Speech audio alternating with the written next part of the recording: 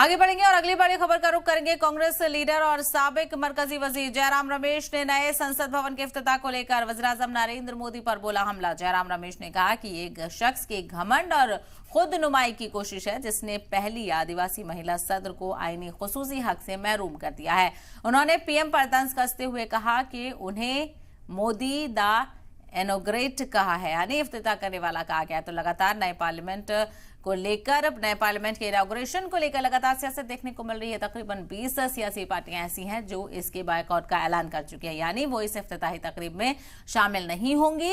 हालांकि ये बड़ा एक मौका है, इसमें सभी पार्टियों को शामिल होना चाहिए, लेकिन जिस तरह से ये इस बात का ऐलान किया गया है कि इसका इफ्तिताह पीएम मोदी करेंगे, इसको लेकर अपोजिशन रजामंद नजर नहीं आ रहा है और लगातार मुखालिफत दर्ज कराई जा रही है।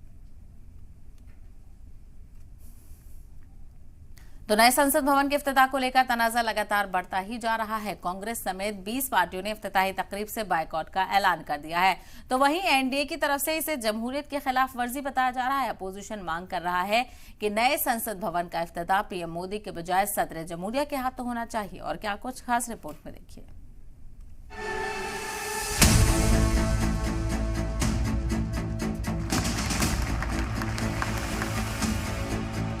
गरिमा के साथ में इस प्रोग्राम की उद्घाटन की घोषणा दी हुई।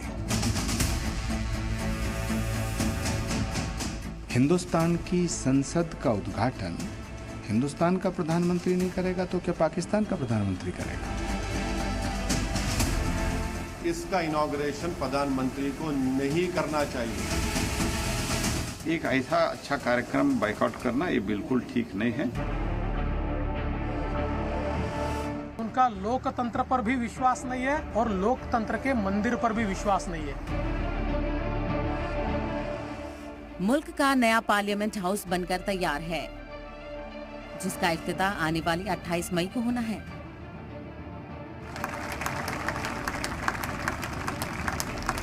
कहने को तो ये मौका मुल्क की सभी सियासी जमातों के लिए खास होना चाहिए, लेकिन पीएम मोदी के हाथों इसके इफ्तिताह पर अपोजिशन सवाल उठाने लगी है।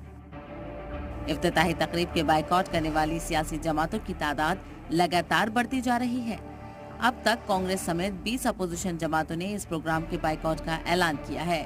Congress, TMC, DMK, Janata Dal U, Aam Aadmi party, NCP, Shiv Sena, Uddhav Balasaheb Thackeray, CPI, CPM, RJD, Indian union Muslim league, Jharkhand Mukti Morcha, national conference, Kerala Congress Mani, revolutionary socialist party, VCK, MDMK, Rashtriya Lok Dal, AIUDF, BRS.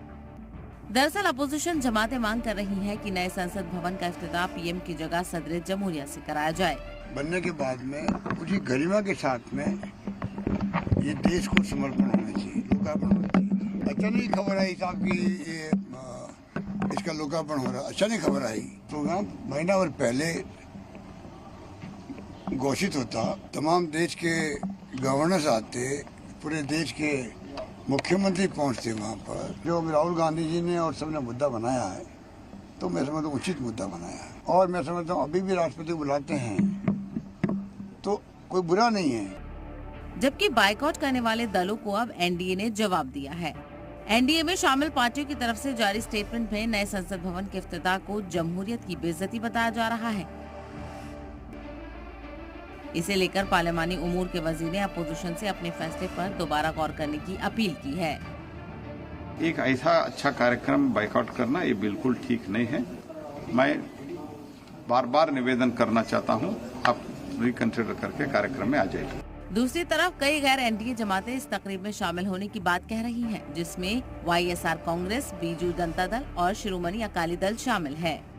इसके अलावा बीएसपी और टीडीपी जैसी पार्टियां भी बायकॉट करने वाले गुट के साथ शामिल नहीं नजर आ रही हैं। एआईएमआईएम भी प्रोग्राम से किनारा करेगी, लेकिन पार्टी के चीफ असदुद्दीन ओवैसी ने पीएम मोदी के सामने एक नई मांग रख दी है।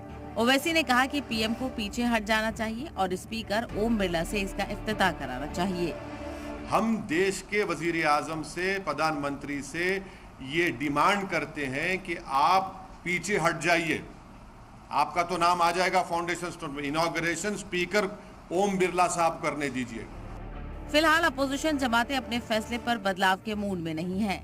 ऐसे में नए संसद भवन की इफ्तिताही तकरीब तनाज़े में घिरती हुई नजर आ रही है और लोग इसे लेकर भी नफा नुकसान की चर्चा शुरू कर चुके हैं। ब्यूरो रिपोर्ट, ज़ी मीडिया।